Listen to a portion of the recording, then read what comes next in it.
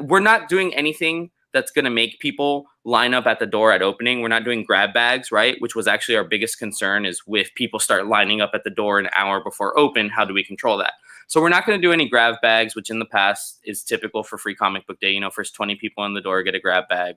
But we're just not going to do that. And I've advertised that while we open at 10, you creators will officially be signing at 11. So there's not a mad rush through the door to go get the Cthulhu signed and things like that. So small little things. And again, if a customer comes up to me, I've had customers that are, whether high risk or things like that, I do as the guy at the register. And they're like, well, I don't think I'm gonna be able to make it out just yet. I'm not vaccinated, this, that, or the other. And I always tell them, whatever's safe for you, but I don't want you to miss out on things. So if you do want a signed Cat Dad and Supermom, let me know. Send me a message. I will get Bobby to sign that and do that. If they want a Belial, I will go to Chuck and get that. So we handle the people who are still weary of coming in. We arrange things for them. Yes, they can't meet you and shake your hand, but we will get them to sign things and things like that. So that's how I'm approaching it. And how long does this go on for? Like your guys' event? Yeah. So I have it scheduled, like obviously the Facebook event's for the grand opening. So it has our whole store hours. I've been telling people that we're going to essentially 11 to 6-ish is going to be the party. You know, I'm going to try to have live music booked, food trucks, or at least Jeremiah's Italian Ice out there, things like that. So like literally from like 12 to 3, I'm thinking is the live music. And then I know like some guys like Jonathan Hedrick might need to get out a little early. So I'm telling people, you know, the earlier the better, but I told him I can't keep 20 guys until 8 o'clock at night. I just can't, you know? So I said, like, we're going to do 11 to 5, 11 to 6-ish. And then as people go home, you know, I mean, Trey Walker is literally in Altamont. He'll probably stay the whole time, but I'm not expecting some of you guys that may be trying to also enjoy Orlando. I'm not expecting, you know, you guys to stay the whole day. Now, Chuck has entered the room. For those who just listening and don't know who's talking, because sometimes I know people listen in the background. Chuck is the one guy that if you buy a book at that store that day, he's probably edited and it's his book. Yeah, there's going to be a lot for me to sign, hopefully, which I'm excited for. Chuck's going to be the only guy that actually gets his own table, and it's only because I need all that space to put the books that say Chuck on them. You need 2 tables. You need 2 of them. Right. Well, yeah, we're going to have a landing table and then my table. You know, it's just kind of... Well, for that day, I might have to change the name of the collective initiative to the Chuck Initiative, because I literally 90% of those books are edited by Chuck. Well, but I don't have a table all by myself because I'm sharing it with Wendy, so that'll be great. So she'll be elbowing you off a little bit. Oh yeah, she'll be helping me too, and of course, you know, I'll have to be getting people psyched for the stuff that she's got coming out. So you know, it'll be a team effort like it always is with her and I. And Mike, Danny, go ahead. I tell you, Mike says, I will not forget Danny, not for all the good he does, but for the 9-panel story. I want to make sure you saw that while you were here with us right now. I love the 9-panel. I love how the 9-panel story has taken a life of its own, because it started as a harmless suggestion from Jonathan Hedrick, turned into a harmless script, turned into Brian Silverbacks, turned into a harmless Brian Silverbacks being like, I'm not doing 9 panels. So it's turned into a life of its own. And then Matt Knowles, who I have to give a huge credit to, started with the nickname Danny 9 Panels. And I'm notoriously known for having like a terrible signature. Since the time I was 16 and I had to sign my first driver's license, like it was just a squiggle. So when Matt Knowles said, "Oh, Danny 9 Panels," I'm like, dude, D9P, like that's genius. So I've now entirely changed my signature. All Cthulhu Invade Oz's have been signed with the D9P signature. Some guys say it may look a little phallic, but I'm sticking with it. I'm not changing the signature. Their own. Look, it's 21. I'm not judging anyone for the signature or anything else. But I mean, this is pretty exciting. You're bringing together the biggest amount of creators that have been assembled in Florida since Central Florida Comic Con in 2020. I think we got, if I'm not mistaken, we got that off in 2020. That was it. Since then, there hasn't been this group of creators coming together. Chuck's coming all the way from Texas. I'm excited. Chuck's going to meet Jax. I actually had I had to talk to the ex, and I might owe an ex a favor now. Ugh.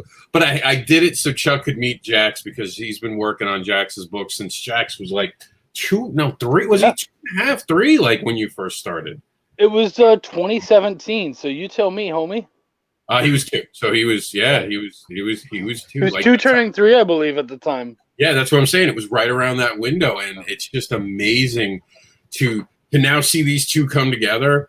It's going to be great. I'm going to finally be able to give him some books. I've got the preview catalog I've been holding for him, so it'll be a pretty. Plus, he'll if he needs any extra advocators, I can throw him some extra advocators. We have some left over.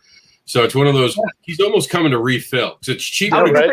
I'm home with a box because I actually have to. And Jonathan Hedrick, God bless that guy, who's actually his birthday. Shout out to Jonathan Hedrick. I think turning 40 today. Oh, but happy birthday. He's like, I'm giving him his comps because we did a store exclusive for Freak Show Night, which was edited by Chuck, years ago. It feels like. But I'm giving Jonathan his comps because we weren't sure if the publisher who was giving them to him. So I said, hey, it's my job to make my guests happy, people I collaborate with happy. I gave him comps, and he's like, oh, I'll probably end up giving Chuck 5 of them. I said, nah, bro. Those 5 are for you to make profit when con season starts again. I will give Chuck his comps. Thank you.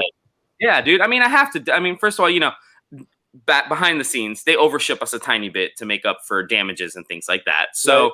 I'm not hurting to make sure Chuck gets a couple of comps for a book he clearly edited. So, and that is a real thing, guys. If you have an editor on your team, credit them first off, because I say it all the time. If I flip open a book and I don't see an editor listed, I will not buy your book. Just so you know, and I am preaching that to people now. And second, it's the right thing to do. And third, the editors make it better. Give them the credit and give them copies of their book. No editor should go without getting copies of their work.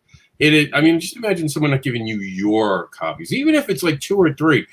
A little bit goes into their library. They can sell one. They can put one in the vault, and they can carry one. Right, Chuck? Yep. Yeah, absolutely. Well, and again, I view it as, and again, it's been a weird year, but I view it as a potential for you guys to make some money too. Because if I send you 5 comps, clearly Chuck might want to hold on to 1. But if he goes to a con, he can then put out 4 and, hopefully make, a couple bucks there. So, and that's something that he put his blood, sweat, and everything into it by editing it. Hopefully he can make some money back, year later with that. So that's the way I view it for everybody, all the creatives, whether you're writer, artist, editor. If your name's on the book and we're involved and somebody's not giving you comps, I will make sure you get a couple of comps. Now, I do want to ask you one thing, and I have to ask. So, how's Cat Dad and Supermom going over there? Because me and Chuck. So, first of all, I love and I told you because I wasn't able to be there right as the signing ended, and I was like, hey, if you can just sign the rest of them for me before you get out of here, and you did, and I love how you signed them right on like the window too, but first of all, so the Scoop books are doing amazing for us. Anytime a parent walks in, and we've totally revitalized our kids section because most comic stores' kids sections are just, hey, kids, here's comics. And there's no rhyme or reason or flow to it. So I've kind of taken the opportunity of doing a new store plus the launch of Scoot to make everything stand out. And what I did, and I actually never got a chance to post it, but the day that you came for the signing, Richard Rivera was nice enough to drop off a big old Scoop print. Like, it's like huge. It's bigger than 11 by 17. He brought a frame and everything. So we put it at the top of our kids section, and it's almost like an island. And all the way around it are the Scoop books with Cat Dad and Super Mom right there on the front facing the walkway. And dude, every day I'm selling 1 or 2. You know what I'm saying? Like, I ordered super high so I could get the VHSs and things like that too, the Disney VHSs. And I think I just saw the man himself walking back there. Yeah, oh no, there. But we're doing great, man. And that's what I love about the Scoop books. Like, the Scoop books are freaking awesome because even when it's a one shot like your guys and it's $3.99, or when it's the ongoing nonstop style at $1.99. I think what Scout is doing with that all ages media is phenomenal because kids sections, not just in our store, but every comic store need those books, especially those $1.99 price points, man. Like I know Cat Dad Supermom was like a one shot, so it got the $3.99 price point, but Scoot is going to be in a lot of households real soon just because of that price point. Yeah, I totally agree with that, man. Yeah, that's it's a game changer. It really is. Like even just the idea of Scoot, but the fact that they're willing to try different things and play around with what they're doing and everything, it's huge. And they keep adding titles. I mean, we're not going to be the only cat title. There are these super cats. I mean, I'm just saying. I was there first. Just saying. You were the first animal book there. There might be a fight. Cat Dad takes out the super cats. I'm just saying. No, it's great. It's great to see all these things getting added by Scoot. And like you said, Danny, that's what I want to hear. Dyslexia taught me how not to read. I should say it stopped me from being able to read. So I had to teach myself how to read with comic books. So doing comic books, especially for kids, if I can get a kid so interested in that book that they start looking at it, because I've told this story many times. Jax used to rip books apart. Give him a book, he'd rip it. First time I handed him Jax the Anderson, which is that bigger magazine one I handed you. I remember that one. He stopped, he looked at it, and from that day on, I swear to you, he doesn't rip books. They fall apart sometimes because he gets rough and gets excited, but he doesn't just rip them. Books can really inspire children, so thank you so much for doing that. I do want to ask about the indie. How can a creator who's watching say, no, that's going to happen? I know the minute you leave, Rob, how can I get in touch with Danny? Rob, how can I get my book in Danny's store? So can you just talk to them about the process of getting into your store? Okay, so yes, and actually we're actually working on potentially, and if MegaCon would allow us, we've pitched doing a whole panel on this at MegaCon, whether it's 2021 or 2022. But so to get like the best way to do it, and there's a lot of ways to do it. I've actually talked about how the cold call is kind of a thing of the past, but if done right, a cold call still works. But ideally, because comic stores, I mean, you catch them on the wrong day, man, they're going to forget you. You catch them on Tuesday while they're doing stock for the new week, they're going to forget about you. You catch them on Wednesday when new comic books just came out, they're going to forget about you. So I always tell people, if you're going to cold call, you cold call on Monday, because that's the day that the important people will probably be there, but there's not much to do. So if you're going to do it, do not do it Tuesday, Wednesday. Probably don't do it Thursday either. Monday, Friday, and really Friday, boss man's usually gone already. But so for our store, the way I do it is we allow people to totally reach out to us, Twitter, Facebook, Facebook Messenger, Twitter, we're Collective CCG, Instagram, Collective CCG. But I have my email, danny@thecollectivecomics.com. What we just ask is you let us know, and whether you're doing it through Kickstarter retailer tier, or whether you're doing it through just like how Travis sometimes does it. Hey, I'll give you X amount of books for X price. Send me the info. If Rob has actually been nice enough, he sends me an advanced PDF. So obviously sending a PDF helps a lot, because the clientele knows, oh, I can sell this to so-and-so or so-and-so and so-and-so. And that helps you know how many numbers you're doing. And then also, I tell people this with especially the Kickstarter people, you gotta be semi-realistic. And I don't want to rub anybody the wrong way. You have to be semi-realistic with your price point. If you're doing a 28, 32 page floppy, and I know on Kickstarter that very well could garner $15, because that's the way Kickstarter is built. You're likely just not going to get into a shelf space at a $15 32-page comic. It's just the reality of it. Now, when you get to a graphic novel and you get like to your 4 issues in it, and it's maybe 30, 35, we can talk then, because that's much more practical. But that's the one thing I warn people. I did have a guy come in. He successfully did his Kickstarter. And he's local, so he had a stack of copies. He's like, I'd love to put them on your shelf. I heard about you guys. And I was like, all right, I flipped the book over, and he has a barcode, which again, if you can put a barcode on your book, please do so. It's amazing. I cannot say it enough. But he has a barcode, and then right over it, I see $8, and it's a 28-page comic. And I'm like, so what are you like looking for? He's like, well, I've already talked to many retailers. They told me the $8 price point's not going to work. I'm looking to do it for $5. And I said, you're in, dude. Can you sign all the copies for me? I've got you on the wall. And I flipped through the book. I made sure it was like put together well, professional. I mean, we're not dream crushers. If somebody comes into our store with a self-published book, like, it is done. They're not asking us to go fund it like after the fact. And it is done, and the price is right, we'll at least carry 2 or 3 copies. We've seen, and I don't want to like crap on anybody. we've seen some bad books, you know, but the price was there. The people were nice people. They were local. They came into the signing. We sold out of the books. But, you know, I definitely flip through the books and make sure it's a decent product. You know, make sure you're lettering. You got to have word bubbles, man. Somebody gave me a freaking book with no word bubbles. Like, they had dialogue, but there was no bubble structure. So your book has to present a little well. You know, we're not going to take a chance on just anything. But I also tell people, first and foremost, come at me. I understand that a lot of the Kickstarters, it's business. Like they treat it like marketing. Come at me like a normal person, because being a cool person will help get you on the shelf just as much as having a great book, to be fair.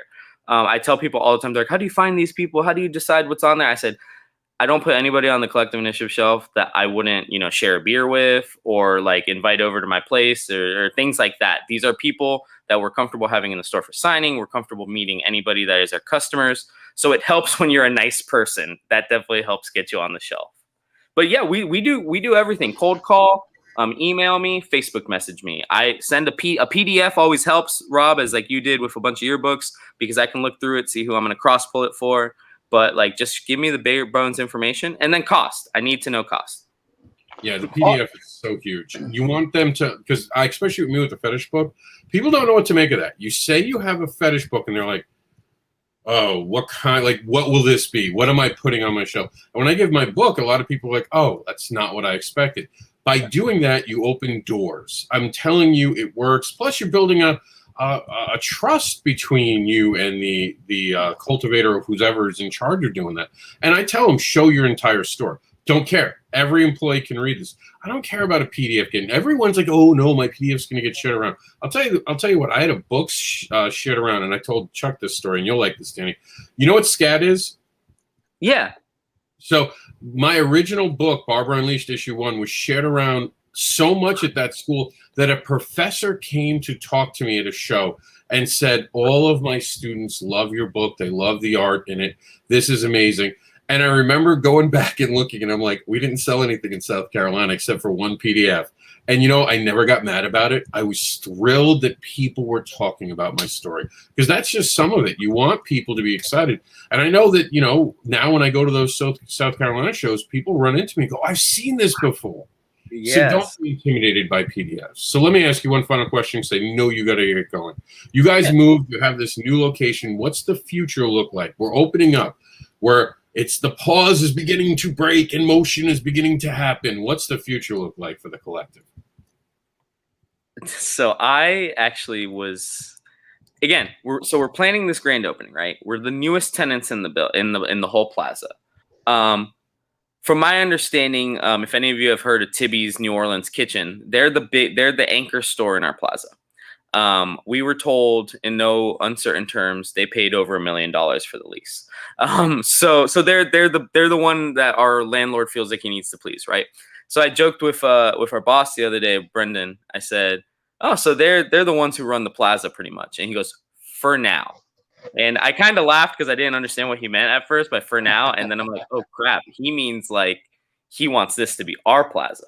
So we are the corner unit, as you saw, Rob. And in between, we're kind of off to the side, but it works really great for us, because the parking is every parking spot is for our customers and nobody else. But it also helps us out because our two nearest neighbors are empty units. And we actually, on the first neighbor, we have a 1-year option. That's in the contract. So if Joe Schmo comes up and says, I want that unit next to the collective, landlord has to come to us and say, Joe Schmo wants that unit. What do you want to do? And more likely than not, we're just going to say, we want the lease for that unit, tear down the wall. So the idea is that we can at least double our space while still staying in the same location if things go well. We'd buy out the tuck shop that's next door. That's an extra, very small place, but it's about an extra 800 square feet, excluding the wall. So we'd almost add about 1,000 square feet after that. And then right below it was a bridal shop that is literally the exact size as our shop. So we would be doubling in. Bren hopes to do it in 3 to 5 years before our lease expires to continue to move on, so that hopefully that can help us with the lease, you know, and everything like that, just continue to extend it. But yeah, I mean, we seem to have found a happy home, a place that we're really happy with. Our old store, I don't think neither of you got to see it, but it was very tiny, and we were in between a dentist, and an optometrist, which brings foot traffic per se, but nobody goes to the dentist and says, I can't wait to go to the comic shop after. You know, there's not cross pull there. So we're excited to be within our own place where we can bring our own customers to us. We don't have to worry about, oh, is Domino's bringing us customers or is 2J's bringing us customers? And we're excited for that. King Shark, you have a question. I do. You know what you guys should do is you should get some collective, some like when the collective comes out, or when you have any like collective special editions or whatever, put them in the dentist office. Seriously. Well, no. So what's funny is we actually they were like throwing away some stuff, and our owner was like, can we have that? And so we took it to our new store, and then he was like, if you guys ever need lobby magazines, we've got you. And it was funny, we'd existed there for 5 years and never thought like, hey, we should maybe drop some comics off in the lobby. Like same thing with the eye doctor on the other side. I'm like, I never in a million years thought we should drop some comics, especially like the free comic book day ones that have the empty space and you can stamp like the collective or whatever. So that's genius. And again, one of those things that when like, and I have to thank my staff because, you know, Steve, you guys have met Steven, and then we have Zoe and Megan, and then Maddie I don't think was there. Actually, no, Maddie was the one that was closing up the day you were in there, Rob. But I have to thank my staff because I can't do it by myself. It's too much. I mean, even if I thought I was Albert Einstein, it's too much to juggle, too many people to remember, too many billing things. So I have to really thank Brendan and the staff for helping me because I couldn't do this by myself. I couldn't open my own comic store and be like, I'm going to do this and this. I would die. I would absolutely die. And just so you guys are aware, this is in Altamont Springs, Florida? Altamont Springs, Florida, just east of Orlando. So we're like in the Central Florida I-4 corridor right there. Our store is literally right off I-4. So if you're coming from the Cape, you can just come off I-4 and Altamont Springs Drive, and you'll be there. If you're coming from the Mouse, you get off on I-4 the other way, and you see us. We're like 30 minutes from anything that isn't Tampa, Florida. So like we're 30 minutes from the Mouse, 30 minutes from Daytona, 30 minutes from Space Coast, 30 minutes from Kennedy Space Center.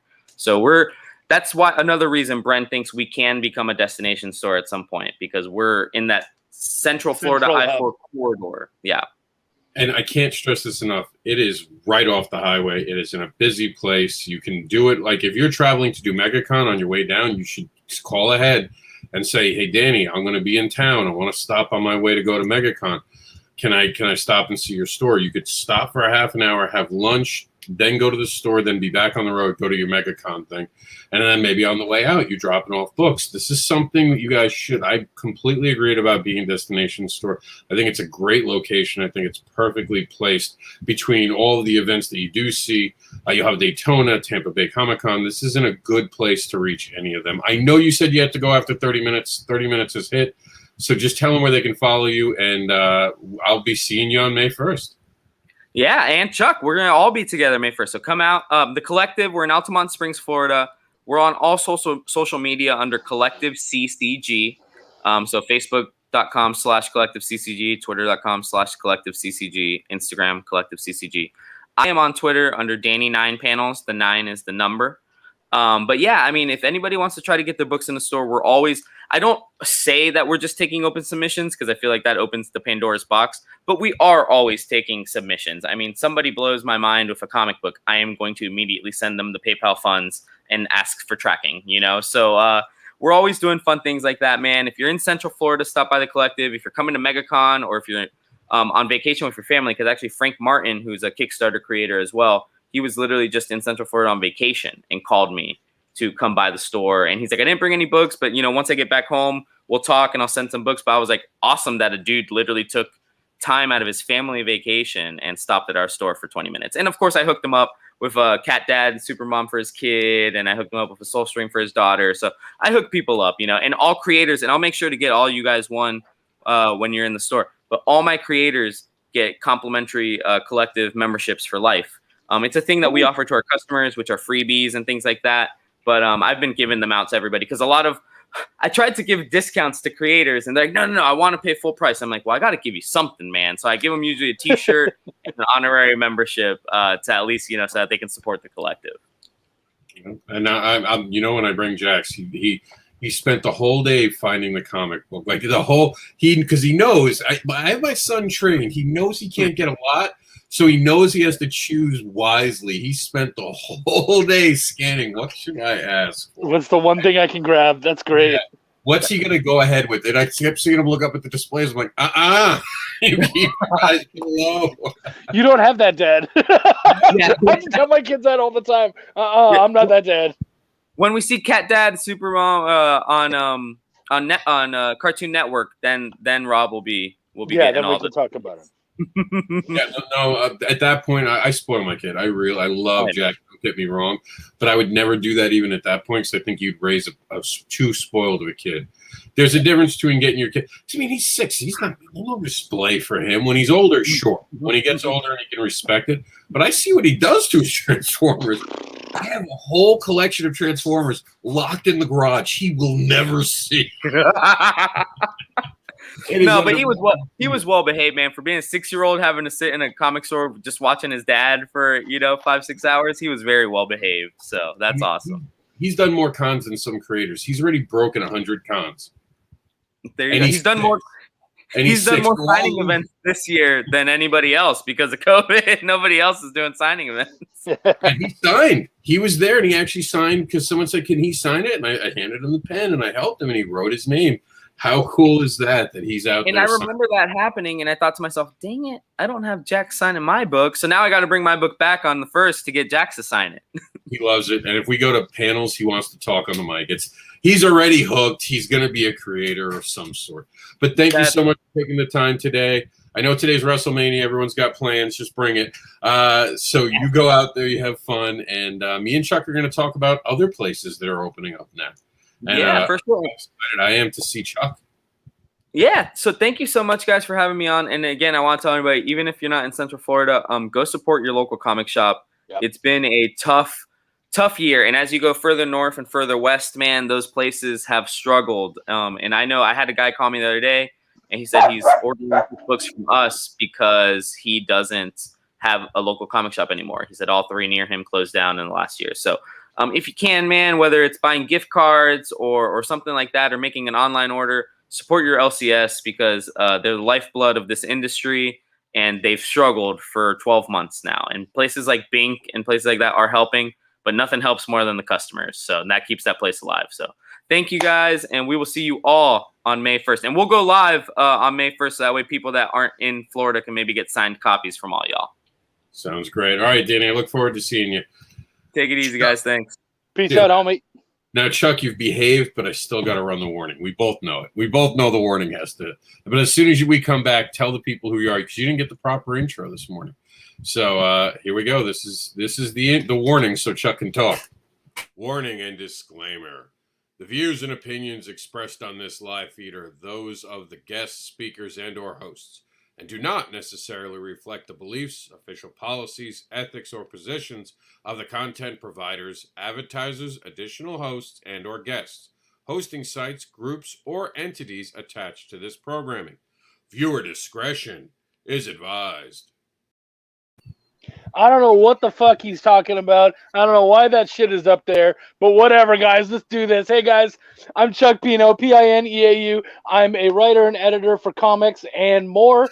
I'm the co-creator and creator of such projects as Welcome to the Void, Belial, and Essence House, and I am so happy to be here today. What's going on, my dude?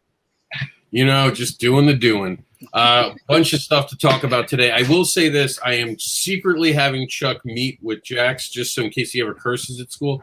I'm like, that's from his Uncle Chuck. He met Uncle Chuck. I need a scapegoat. No, I'm so excited about that. I'm so excited. And May 1st, I have I can't wait to get there. I'm really excited. May 2nd, I have the second show of the year. So how exciting is that? I already have a show. We have so much to talk about. The Comic-Con Highway finally beginning again.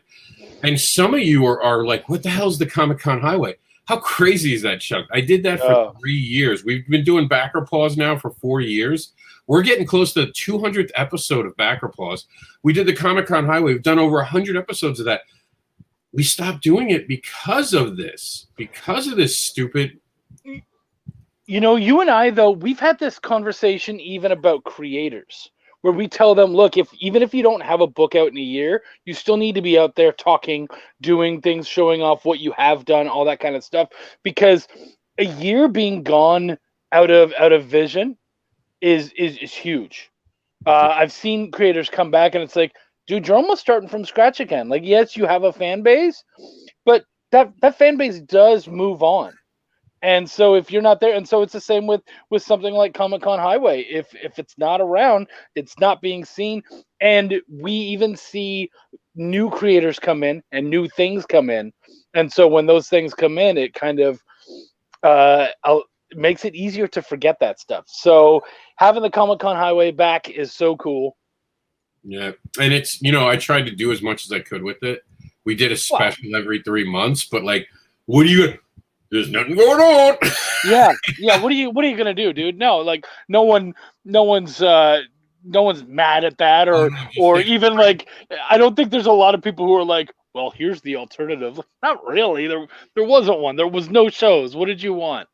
But I think it's also crazy that we're just getting out of this now, and here we are. We're starting to see life again, and it's weird, right? I do want to say I haven't actually talked about this yet. Because I wanted to talk about it here, and I'll talk about it on You're Not Alone. I received the Johnson & Johnson vaccine yesterday at 3 p.m. I did what I said I was going to do. For those who have been watching a while, I said that the minute that I would be able to get a vaccine, I would get it. I found out last Wednesday, early in the morning, that I could get a vaccine, and I got to work, and I actually had 2 appointments set up just in case one didn't go. So I did my part, got the vaccine in my arm. It's hard to say how I feel today because, unfortunately, I got sunburn yesterday and I have back problems. So talking about body aches or feeling a little off from a sunburn, anyone who gets sunburns know, you kind of feel a little off the next day. You feel a little dehydrated. You could even run a slight fever or just be a little tired. So, but with that said, literally, I'm talking about, well, this feels like maybe a sunburn or maybe not. So that tells you how the vaccine has been treating my body. My arm is not sore. I will say this. It hurt. Like when they put the injection in, for me at least, I'm not saying like, ow, oh my God, I'm dying. Remember, I have a back injury, so I'm used to dealing with pain, but it did hurt a little bit. Like I won't lie. And at first you're like, what I did is I did this. I did the chicken wing and I stretched my arm out and went away. 10 minutes later, I even left the store because you're supposed to stay there, but I had to go get my lottery tickets because, I'm a comic book creator. That's how we really fund. That's your 401k right there. I ran out to the car. You're not supposed to, but I'm walking around the store. I got Jack's a balloon. It didn't. I'm telling you guys, it was nothing. I did the Johnson & Johnson because I just wanted to deal with it once. I did. Plus, I've had Johnson & Johnson's my whole life. Like I had no more tear shampoo. Who am I going to put my trust in? So I'm not trying to be political here. This is why I got it, and then everyone do whatever you got to do. I would have felt horrible if I had the opportunity to not get this, then passed it, and someone died, especially someone I cared about, but anyone in general dying. If I'm going to kill someone, it's not going to be accidental. There's going to be planning and pigs. But I don't want to make that mistake. So I've gotten the shot. I hope all of you join me in getting the shot. I know some people are nervous. And they're like, well, we don't know what this is going to cause. Let me tell you, the government will never give a shot to the masses. Because remember, we're the worker ants. They need us. So when they give a shot to everyone, you're okay. It's the minute they start saying, well, this shot's just for people with goatees. Run away from a shot like that. But if they're giving it to everyone, you're fine. And the sooner we get shots, the sooner we get back on the road, right, Chuck? Or I know Texas is opening up. You guys don't even care anymore. I thought Florida was badass. You guys are like, pfft. Well, I don't know about badass. Well, right now, basically, I don't know. It's kind of like a 50-50 coin toss whether somebody's wearing a mask or not. Now, most places still say you need a mask to come inside, but these people, like, I mean, it's not like 7-Eleven has fucking bouncers, you know what I mean? So if you show up without a mask, they're just like, okay, like, what am I gonna do?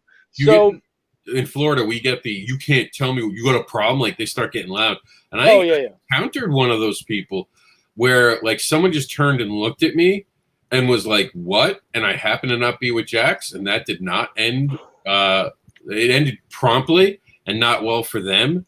And the Walmart employees are very pleased with me, and I'll leave it at that. I won't go into what happened. I didn't hit anyone. I'm very proud. I didn't hit anyone, but like I don't like the do not treat the reason I got involved especially was not only did the guy look at me, but he was attacking employees. Don't attack yeah. him. Don't treat the retail. I mean, Oh, these people are making like minimum wage and stuff. Like, get off their ass. Come on, man. like who They're the just fuck asking for some. Yeah. Yeah, I mean, And they were there for you when there was no vaccine, when this was the only option that was available, and they were there on the front lines getting sick. Like, I mean, my wife had it. Yeah. And I'll tell you guys, for 2 weeks, my wife, because my setup is at the end of the bed, so my wife would be right there. This was the closest I was getting to her. When we slept, she slept way over. We have a big king size bed. She'd sleep on one side of the bed, I'd sleep on the other. And the only time I would get to touch her is at the end of the night. I would give her foot a kiss. You know, I'd be sitting here and I'd be doing my work, and I would just grab her foot and give her a kiss, because that was the closest I could get to her. so because we didn't want anyone else to get it. Yeah, no foot fetish for me. And that was for 2 weeks. And my kids would come in and they would hang out, you know, down here at the end of the bed and stuff, and chat with her. And she always had the 6 feet. And that sucked. That sucked. And she didn't get paid for that time off. So, yeah, man. About that, remember, we were going to take care of the workers. None of that stuff happened. Let me tell you, the workers should have gotten the vaccine before anyone else. They should have been right after the first responders and teachers. Nope. They were once again screwed, mitigated. I made sure to get my younger sister, because she works in retail, an appointment today. She will be getting the Johnson & Johnson shot as well, because you know, anything I can do to help, I try to do. I want people to be safe. Mike says our daughter had it and didn't visit us for plus 2 weeks. Let me tell you, and Chuck knows this, and most of you know this who watch the show, I couldn't go to my mother's funeral. That is just a little bit of the cost. So when someone says I'm not taking a shot because of what, do you ever stop and think about what's in your food? You ever stop about all the shit that we're inhaling from the exhaust when we're on highways? And now this is your pause moment when you're drinking alcohol on the weekend, slowly poisoning yourself to death, vaping or doing drugs. This is the moment you put your foot down and say, I'm not putting that chemical in my body. Stop it. Take the shot so we can all go back to normal. Please. And whatever you do, now that the Comic-Con highway is coming back up and we're going to be able to get out there, just respect the wishes of the people around you. And all that means is be open to giving them the distance. If they ask you not to touch or whatever, just, you know, don't touch. People want to sell to you. They're going to find a way around it. So just be respectful to those simple wishes. And everything should go pretty well. You know, I mean, hey, if you don't want to wear a mask, there's the vaccine. And if you don't want to do either, you're definitely going to have to give your distance. You're going to have to do something, because a lot of people, it matters, especially for those of us. You got to understand, at a convention, I mean, con crud is a thing. It has a term. Every time we went to a show pre-COVID, I had this big, huge, ugly purple suitcase that I brought with me everywhere.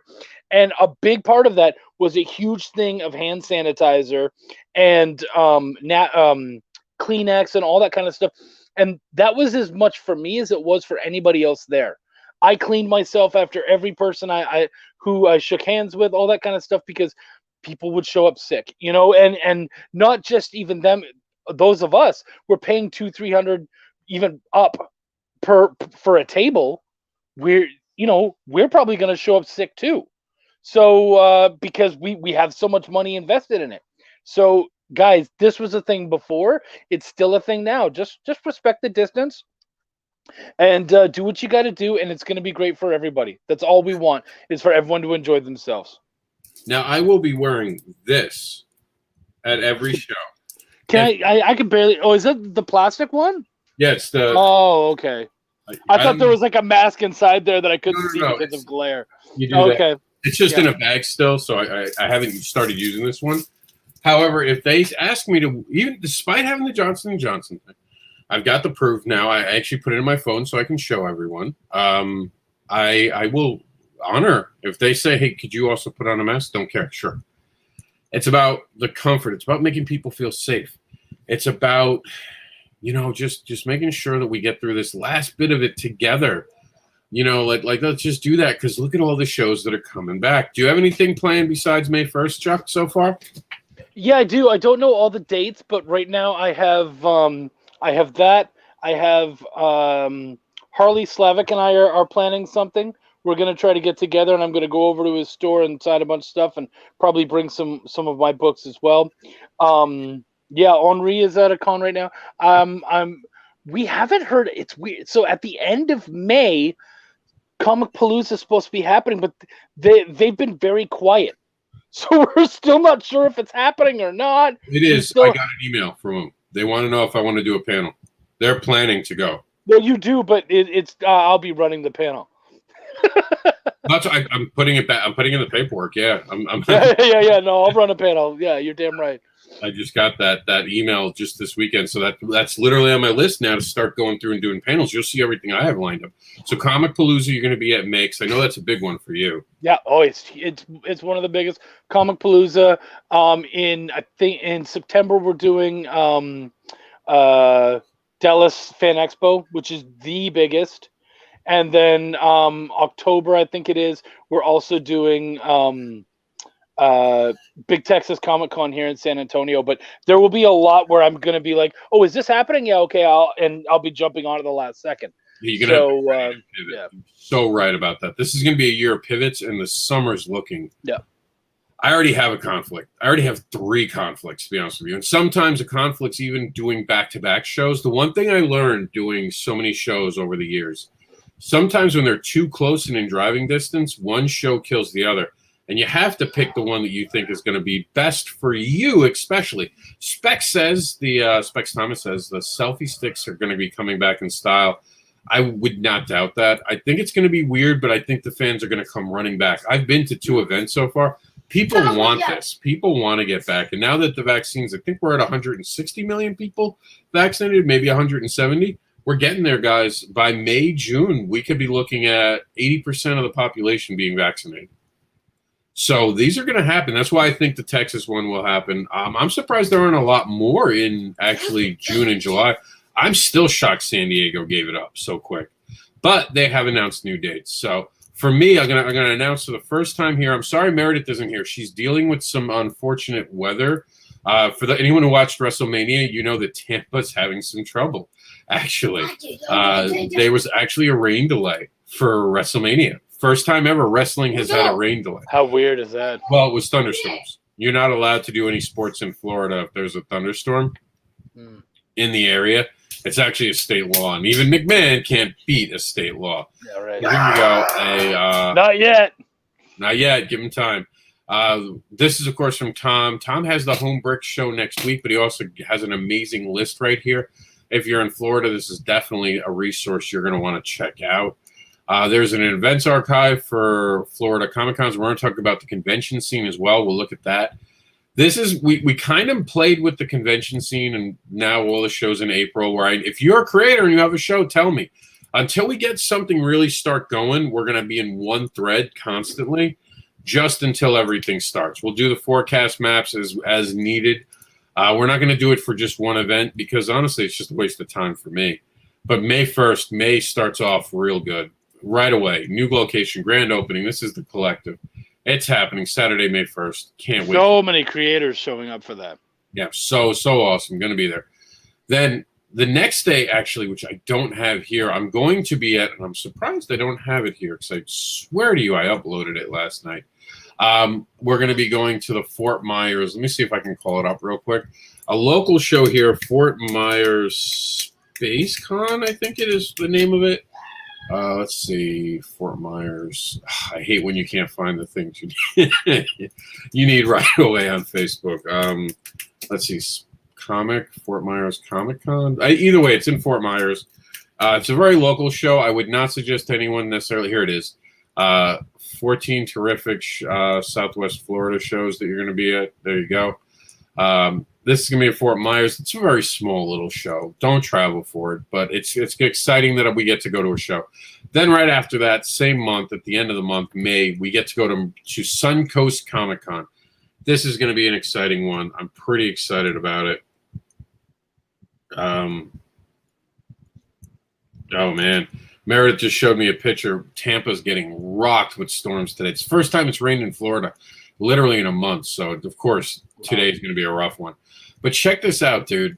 This is awesome. The first 2-day event I'm going to be at since 2020, early 20, like over a year ago.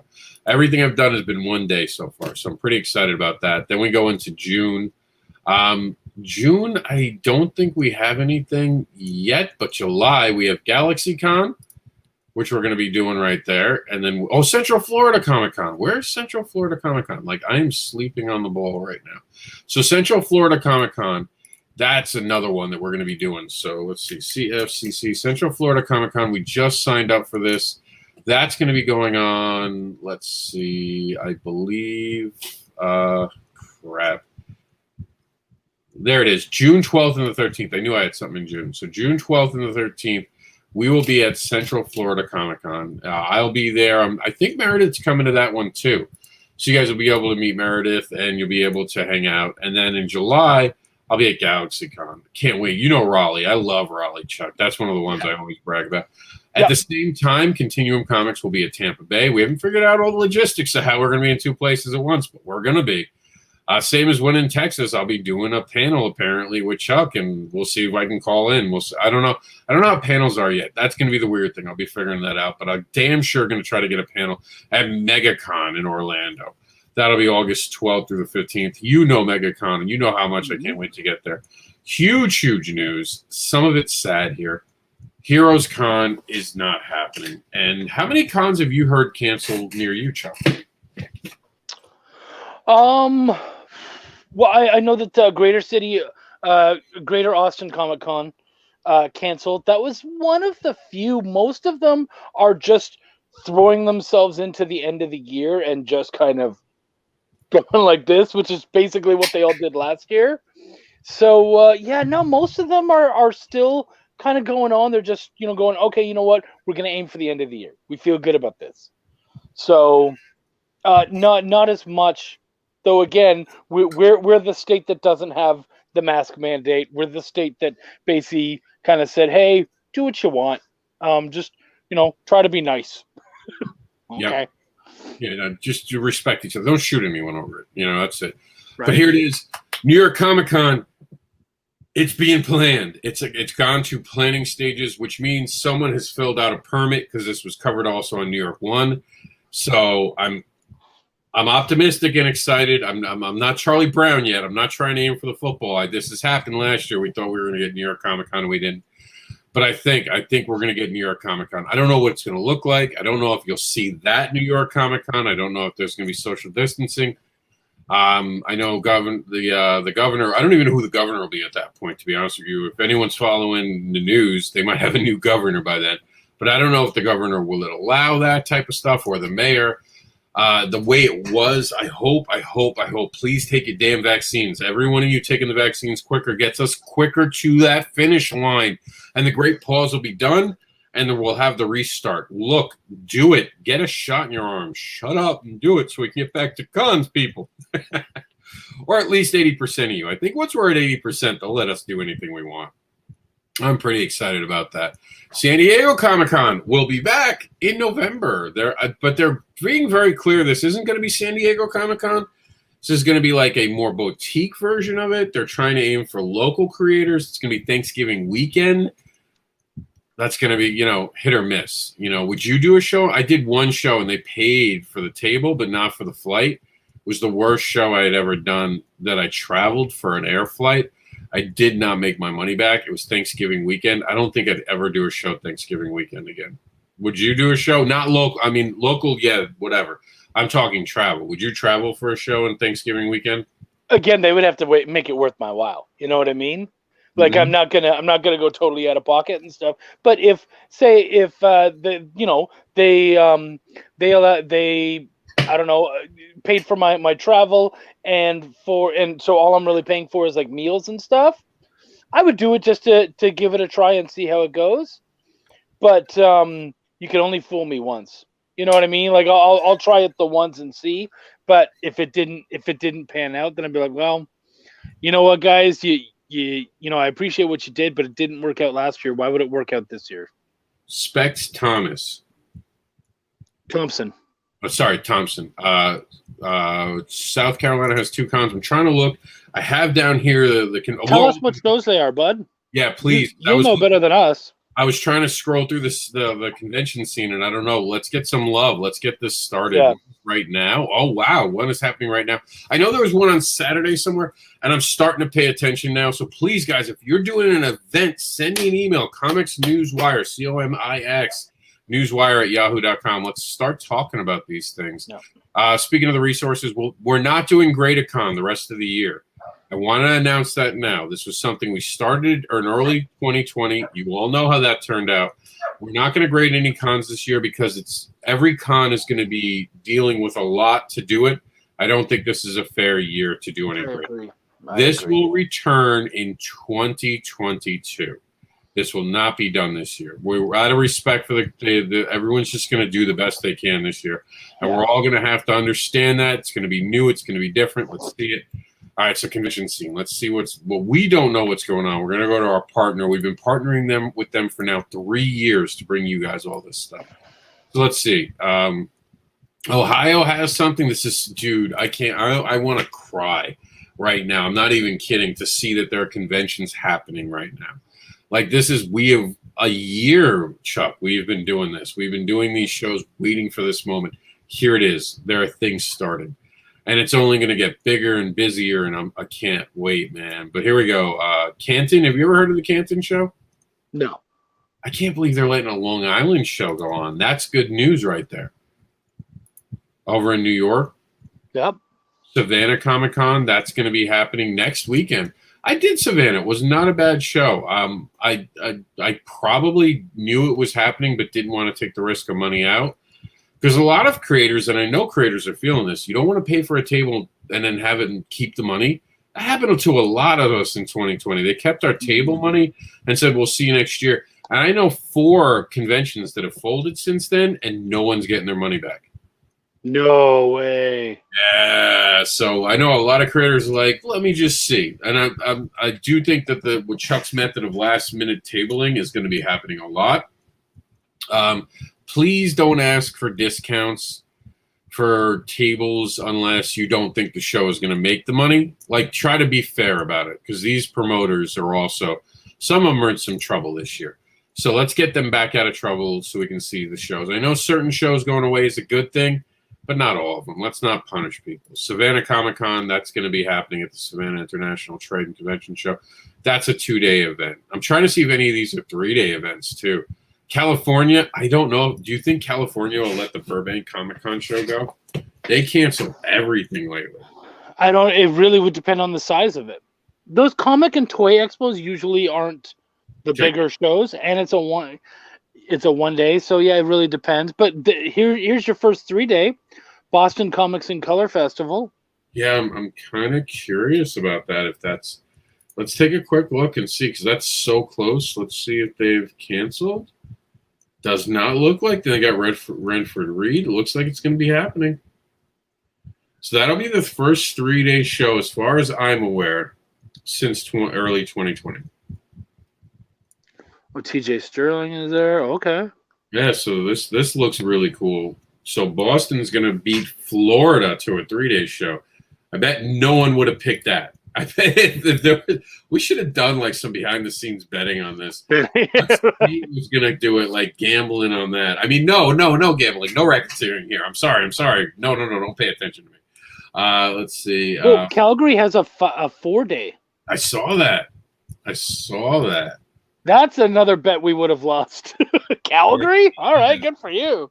Canada beating us to it, and this one looks like it's like legit, and it's called itself an expo. You know, expos are serious. Oh yeah. Oh no, wait, they changed their dates. Convention scene. That's why I'm also popping these up. Looks like they moved to July, and it went from a 4-day to a 3-day. Oh yeah, see, that's funny. But they say it's still 4 days. I'm so confused. Oh no, July has 31 days. That would be a 4-day show. So it has moved. And these things are moving so quickly. The convention scene, which does an amazing job generally, can't keep up with all the changes because they are making them quickly. You know what I mean? Mm-hmm. That's why we're going to look today and take a little extra time with you guys. Oh, our convention scene went away. Let's reopen convention scene real quick. You hear Jackson in the background being loud. Tidewater Comic-Con's just canceled. The local Fort Myers one canceled. The other one that normally would happen during the summer. Comics and More is going to happen in Maryland. Fan Expo, let's take a look. No, Fan Expo is in September. I was going to say that one's in September now, right? Okay, yeah. So they need to update that one. Puerto Rico. But I have my table for that one, guys. So if you are going to Dallas, there's going to be a bunch of people there. I know Mog Park is also going to be there with me. Douglas Brown is going to be there with me. Fan Expo is going to be a big one. Pop that one off. I don't know what's going on with this one, Puerto Rico Comic Con, because they're not listing a date right now, and I'm sure that has something to do with everything that's going on. I mean, they literally had a volcano just explode over there. So Puerto Rico's not having the best time ever. Excuse me. I got a tickle in my throat. Pensacon is looking to happen. That will be a 3-day show in Florida. So Florida does have a 3-day show. I debated it. It's Panhandle, and Panhandle is very religious, Chuck. I don't know how well I do in Panhandle. I don't think it's my area. Well, but you could do it without Barbara. You have so many other books that. Yeah, it's weird. Plus, I think it's for it's more of an area for uptight preacher types, if you know what I mean, Chuck. Oh, I know some people who could go there. Yeah. People, it's definitely more of a stuck-up area, in my opinion. But I mean, not Pensacon. I've heard great things about Pensacon. I just don't know how if it's going to be local or not. I just don't know this year. Everybody's driving hybrids up there. Yeah, definitely that type of situation going on up there. So I don't know if I'm really the type, because you have to look at the demographics. Am I going to fit in if this is a religious area? You know, if this is where because that's part of the Bible Belt type of area. And I didn't realize that till they did a show there a couple of years ago. And I literally got horrible. But you're right. I could take Barbara out. We still have the Advocator, which the Advocator is great for that. The Continuum will pass, as they'd have to open the book to really get insulted. And there's not even enough in there to really get too insulting. So I have the Continuum by that. But you have to look at that. Where do you have a demographic? Do you look at certain areas like I would never go there because of what I create? Because you do have like Belial's not going to go over the Bible Belt. Well, so it's funny. In Texas, it is kind of a Bible Belt thing, but actually a lot of those people just don't go to the cons anyway, so it's not such a big deal. Yeah. But like I did this one show, and it was a small show in a town called, screw it, I'm going to say it, in a town called Belton. And I was like, yeah, I'm going to go, and I'm so excited. This was a small military town. And so the budgets of people were not very well, and so I didn't do really well there because most people the kids wanted anime and the parents wanted stuff that they already knew. So those of us who were indie and weren't really well known, we really kind of like lost out. And so I did not do very well there. So yeah, man, I do kind of look around and go, hey, it tends to more be financial. Can these people afford it? Can they are they more willing to look at something independent and whatnot? So yeah, like I love to go to a city like Austin or a city like Houston because they're a little more progressive. They're a little more excited to see new things. And mind you, I'm not trying to pick on anyone. Like, I'm really not. I'm just saying religious people and me seem to not get along well, especially with the things I create. Well, and it's not your audience. Like that's all we're ever doing is we're just going, hey, is this my audience? Is this for me? Or, you know, are these people my people? And if they're not, that's okay. You're not saying, oh, these people suck. You're just saying, oh, these people are not buying my stuff. So why am I going there? Mike's hoping to get a book out by then. How awesome is that? And I do think that I missed something, and I got to run because Jax is calling me real quick. But if you want to read this message, I thought this was a really cool one, Mike. Chuck, that Mike had sent us. Can you read that? I got to go see it. Yeah, of course I can. I've been having dreams of making the credit page for my book, and thankfully I have an editor, and Rob will look at my book. And yeah, man. So we're working on a book together. I am Mike's editor, and we've got this really great book. It's a lot of fun. It's called Brink and Fetch. Brink and Fetch is the main title of the book. Actually, I believe it's Brink and Fetch Just Want to Have Fun. I didn't want to say it because it was a longer name, and I didn't want to screw it up. But yeah, Brink and Fetch Just Want to Have Fun. Very much fun, kind of supernatural style book. Think supernatural, but sexy females. I'm definitely looking forward to checking it out when it gets sent to me.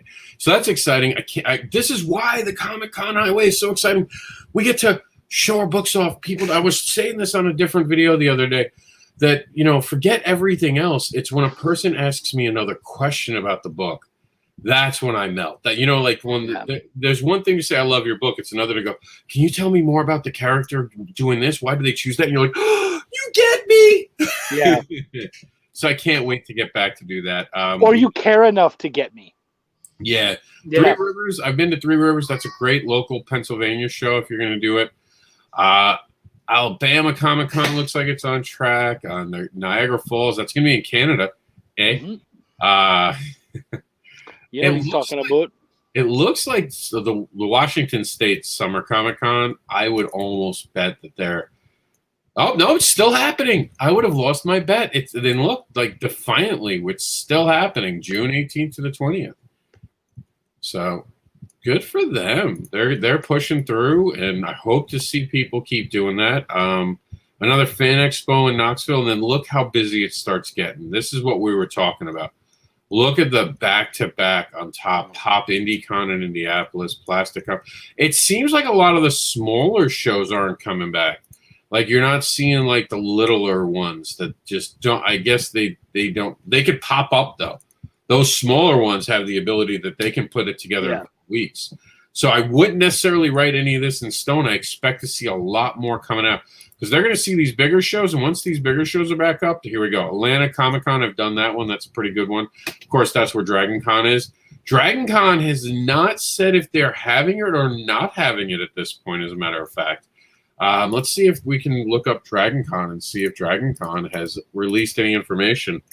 All we know is that there's not going to be a parade this year. I believe that the city had said so far it won't be happening. So they're listed this, the 2nd through the 6th. Do you think a Dragon Con is going to go on if New York Comic Con's planning to? I think they're going to try to find a way, certainly. I think that's what it is. A lot of people right now are just trying to figure out how they can do it. Yep. There's a con in August here in Arkansas. That's good news. Omni in the house. Oh, James is here. Good afternoon. Oh, cool. What's up, James? He says, I'll be at Three Rivers. Oh, very, very cool. It's a 2-day show, and I think it will be a fun time. Look, I'm in. Once I start traveling, here's another reason I got a vaccine, and this is just for you guys. They're talking about literally limiting people traveling if you don't have your shot. If you're a comic book creator and you're on the fence, being limited to your local events is all you really need. Get your vaccine. Just for that reason, be able to go to any show you want to go to this year. Portland. So let me ask you a question, and then I think we're going to just take out. We're almost at 90 minutes, believe it or not. That went by fast. Mm-hmm. So let me ask you, Chuck, as we wrap up, we'll do a couple more comments. Do you see a lot of these shows are moving towards the fall and winter? Could you see yourself moving there? And while we do that, I'm going to take my temperature to show you guys that I'm still alive. See? Green. So I'm good. See? I want you guys to see through my experience that, hey, I did the Johnson & Johnson for the record. But go ahead, Chuck. Would you travel in the winter months? I'll be honest, with my back and all that, I've done C2E2 in the April. Oh, man. It messed my back up. We played the warning. I can say it. We fucked it up for a couple days being in that cold weather again. You want to get snapped down here. I don't know. Snow, ice, sleet, like some of these areas, like they're trying to like December shows. I'm not competing with Christmas. You know, I'm like a groundhog in December. I don't do a lot of shows, and I've tried, and it never works. You lose money at the end of the year because no one's buying comics unless you're doing comic book shows at like signings at stores. Those are lucrative. What do you think, Chuck? Yeah, I would have to feel those out too because I've heard similar stories. But what about, because the winter is not just December. What about early in the year? You're talking January, February, March, you know? A lot of them don't go in the north. So we'll have to see this year because now they're all coming back.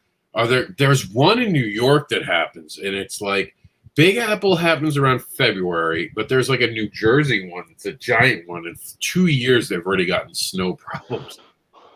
I think it's like the Meadowlands Expo or something like that. Arrow star Stephen Amell actually was out pushing cars and stuff in the snow and helping people out.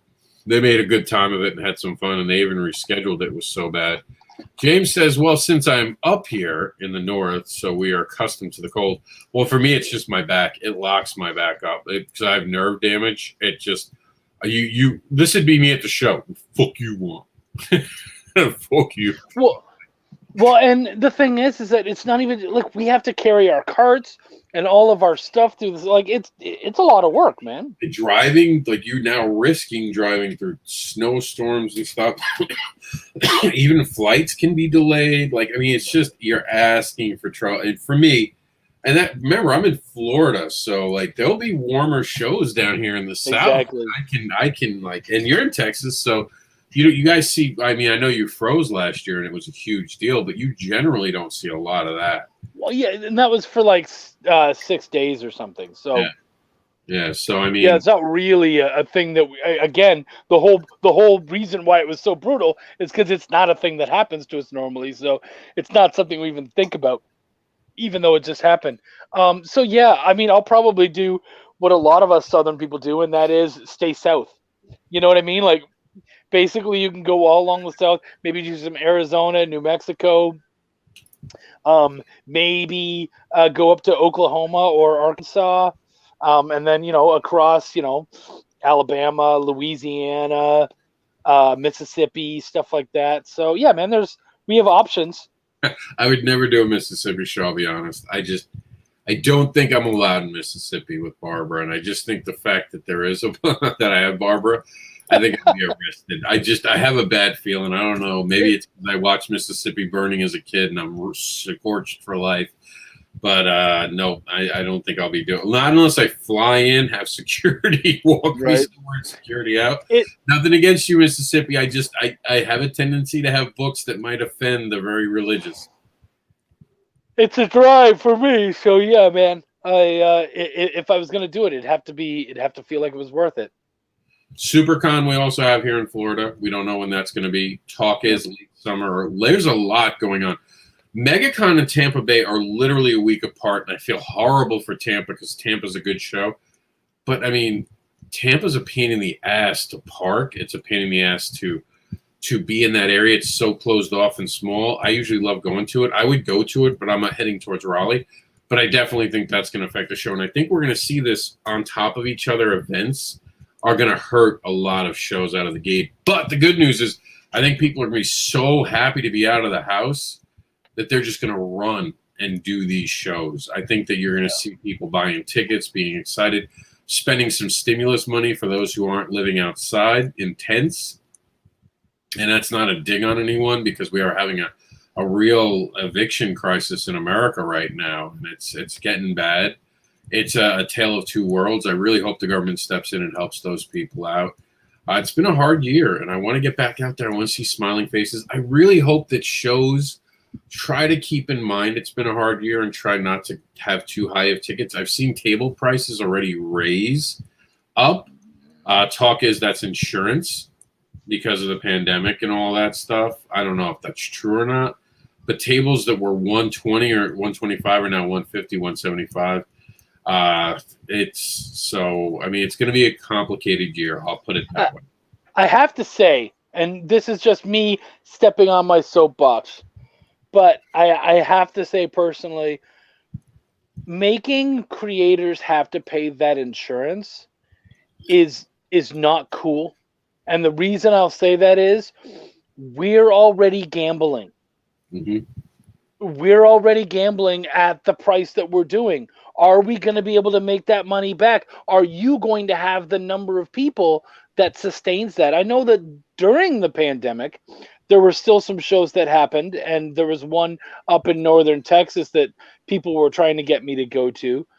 And it was like a 2-day thing or something. And I was like, man, not only are the prices the same for a table, but you're limiting it to half the people.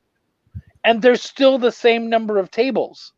So to me, it was like they weren't raising the prices on tables, but they might as well have. Because what you were saying is we're going to have the same number of tables that we always do. We're going to have the same size venue.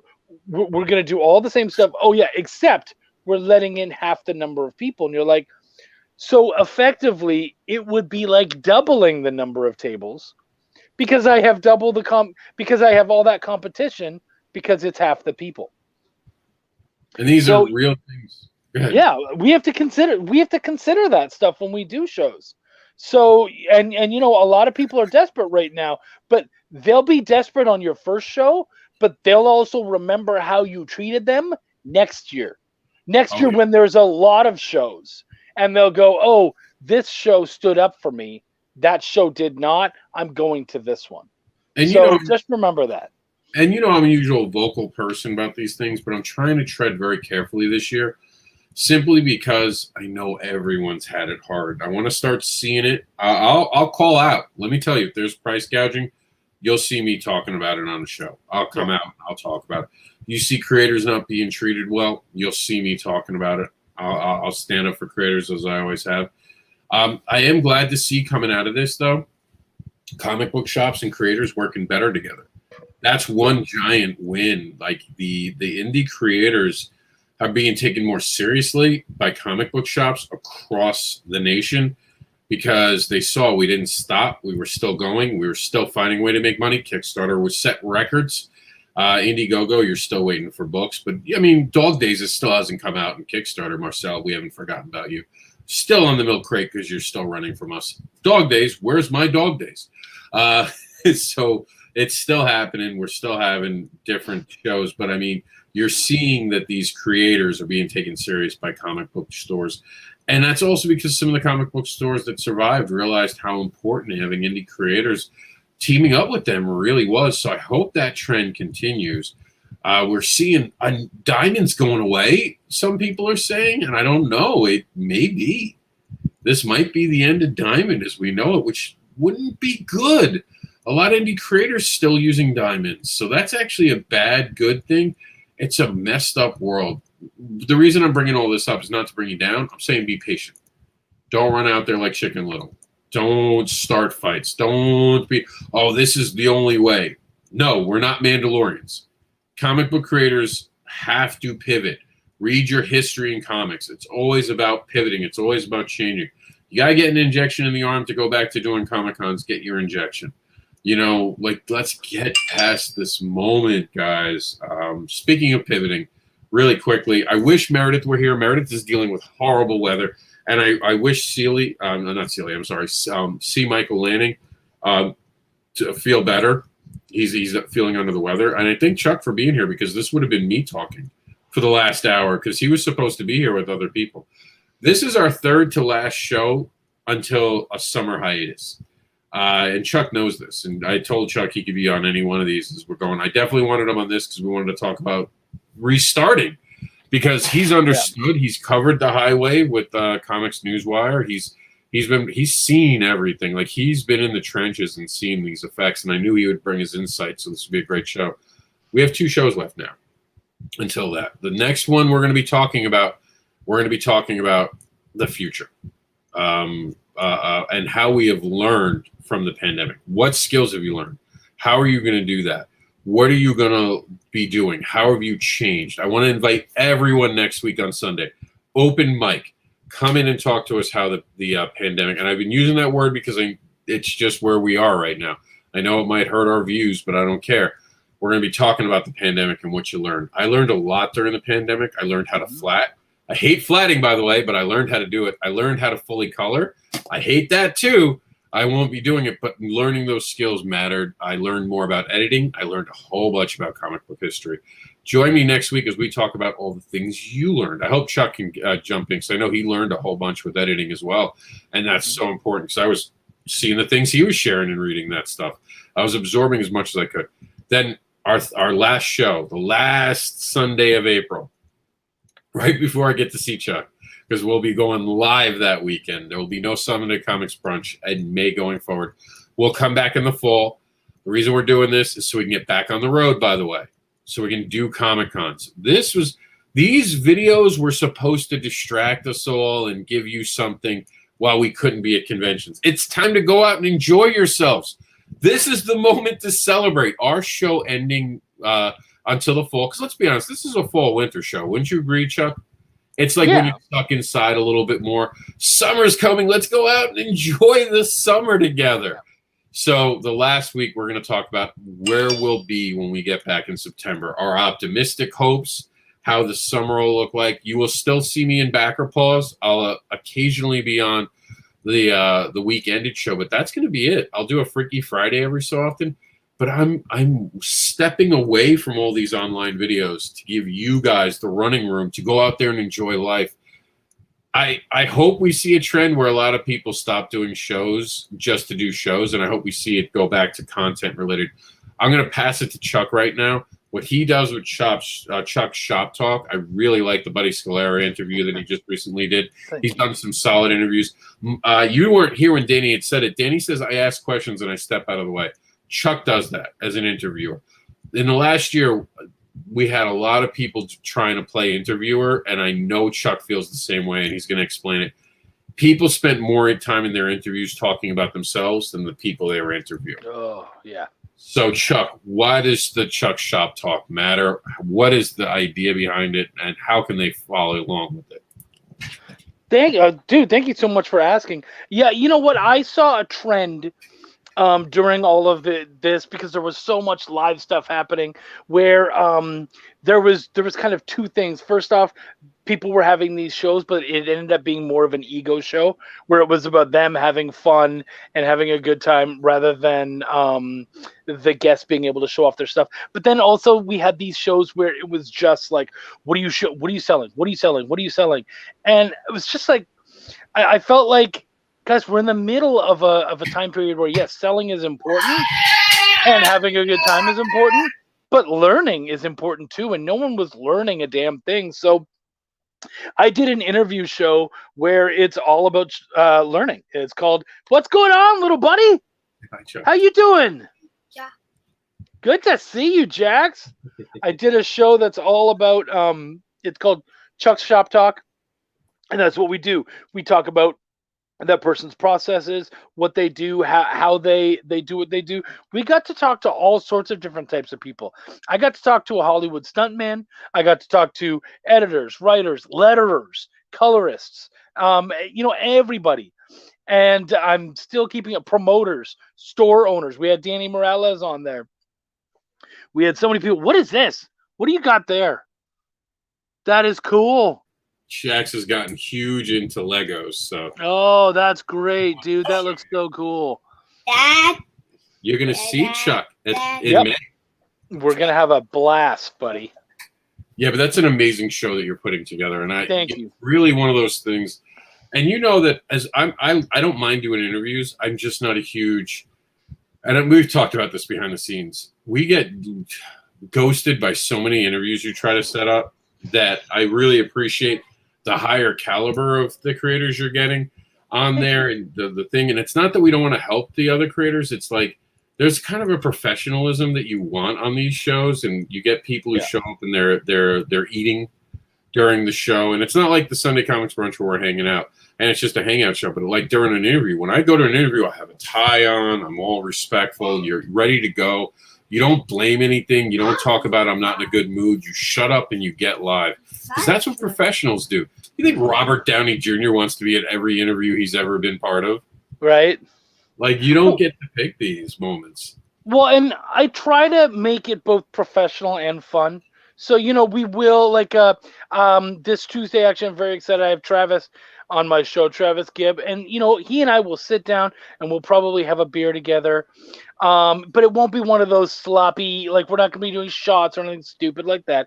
It'll be two creators sitting down, having a beer together, talking about our processes and how we feel about different formats and all that kind of stuff. And, it's funny because a lot of these guests will come to me and they'll say, what are we going to be talking about? I'm like, well, we're going to start talking about this, but that's up to the fans and their questions. And they're like, is there really that much questions? Yeah, there really is. And they will very much determine where we go. And often we end up moving on to different tangents and talking about different things because that's what the fans get. We get a good chunk of people who are excited and, want to learn, and they get focused on that, and that's where we end up.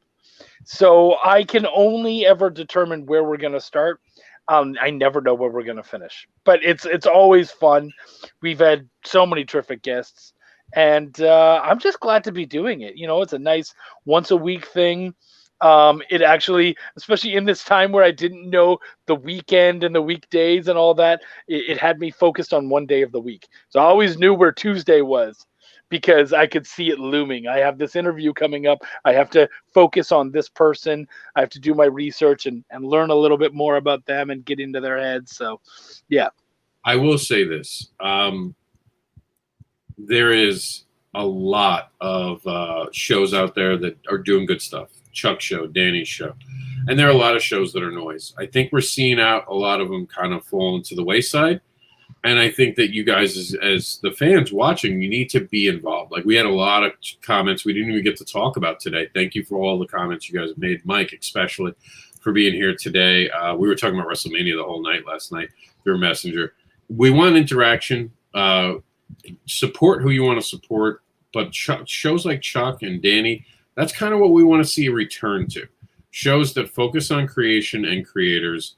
The hangout shows, I honestly, I'm okay with watching a lot of them go away now, because now we can go out and hang out with each other live and be there live. Right. There's nothing like being with your friends in live situations. We're very, very lucky that we got to connect so much online, but there was nothing. Like you said, most of them became sell shows. It became infomercials. I'm so glad to see the return of Comic-Cons, because it's where you sell your books. And we've learned so much about ourselves. Thank you all for who turned in. Thank you everyone who put out content to distract people over the last year. As we're starting to unpause, there are a lot of people who stepped up and became heroes to their smaller communities. And that is awesome. I appreciate Chuck's one of those people. You had Indie Volt. You have Pops. I think Pops just popped in, actually. Pops says, hey, yo. Pops did that CromCon thing, merited like a lot of the Geek Insider stuff. Credit to Chuck, who returned to do another year of the awards. So that was a huge action. And then we did that with Varian and Meredith over Geek Insider and Indie Volt. Comic Book School putting out their PDF. Mike Morales, Danny Morales, for all he's done with the collective. There's just a long list of heroes that we have seen step up. But let's get back to the real world now, right? Let's start going to shows and streaming live from shows. I would rather stream live from any show for 10 minutes on a Sunday than be here for an hour and a half. And that's nothing against the people I hang out with for an hour and a half. It's the fact that we'll be back at shows, and soon we'll be bitching about them and how poorly run they are and how expensive the hot dogs are and hamburgers are. The pause is finally beginning to shake loose, and the restart has begun. Any final thoughts, Chuck? Guys, keep doing what you do, man. I mean, keep loving what you love, keep making what you make, and just get out there and do it, whatever it is. I mean, this is our chance to get back out there. You either learned a bunch of stuff, or some of us did just kind of hibernate. But either way, this is your chance.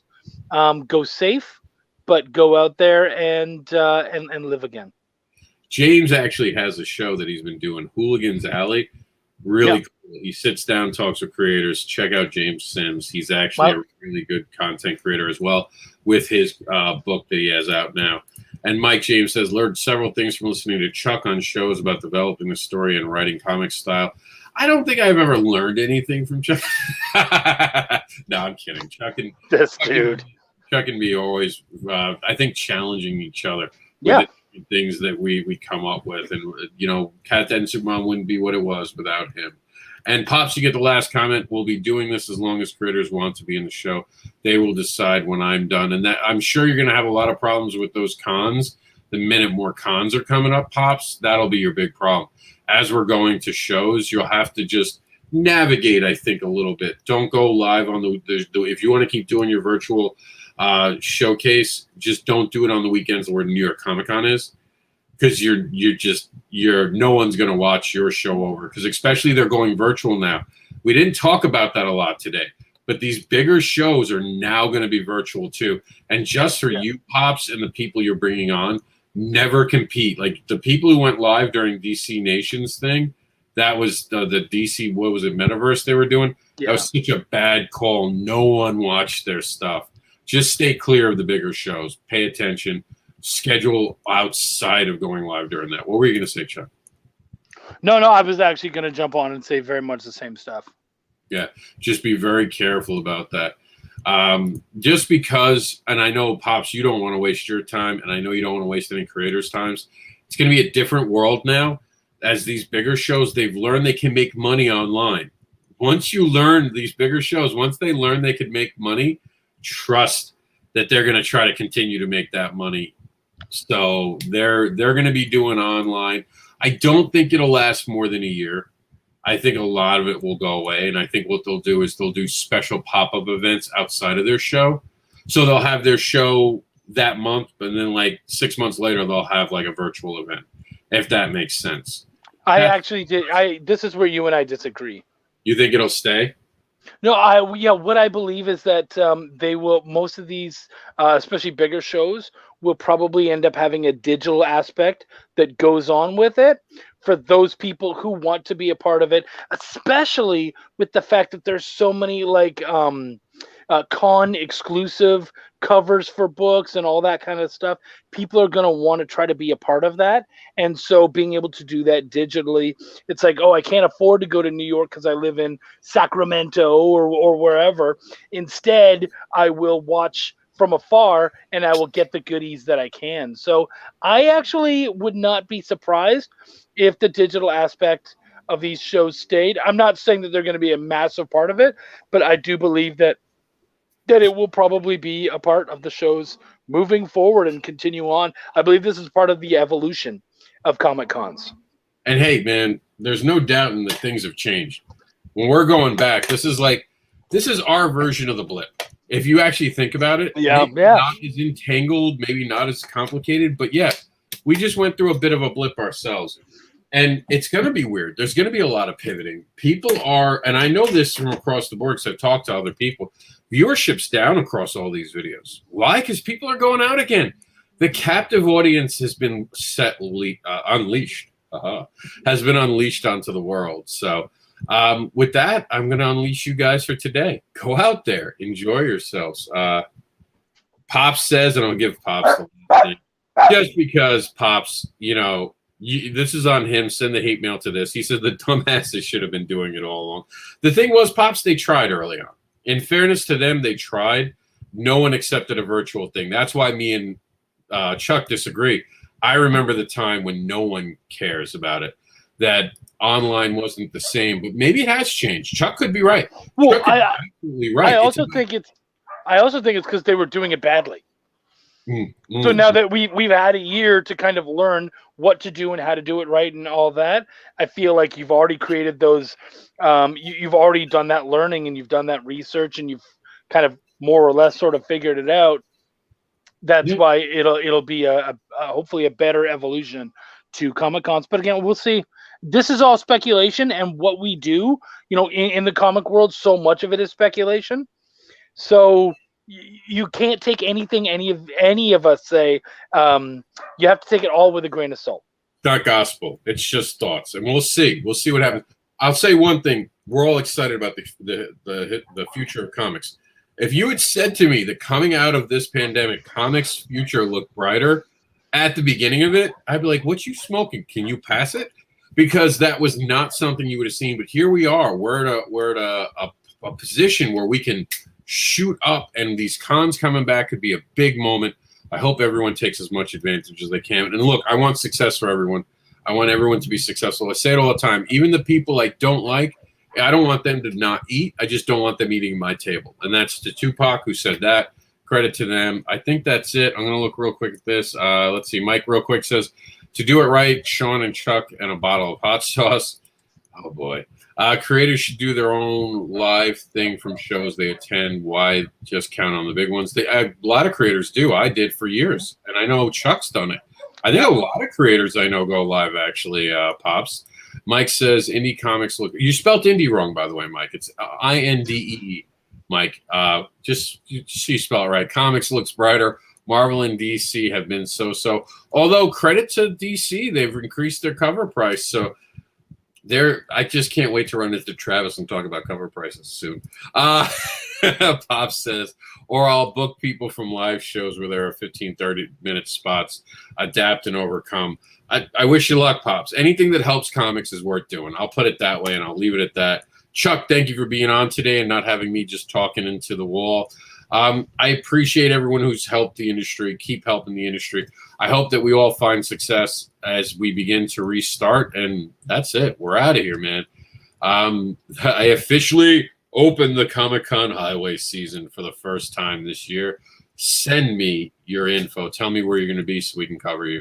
Comics news. I'll even bring up the newsroom that we have on the bottom here that you guys can fill it out. You guys will see it right now. Join us. There it is. Comics Newswire at yahoo.com. Let us cover your event so we can tell where you're going to be. Thank you. And you're all awesome for getting to this point. Stay awesome and stay geeky and support each other. Last words, Chuck? Peace, love, and comics, guys.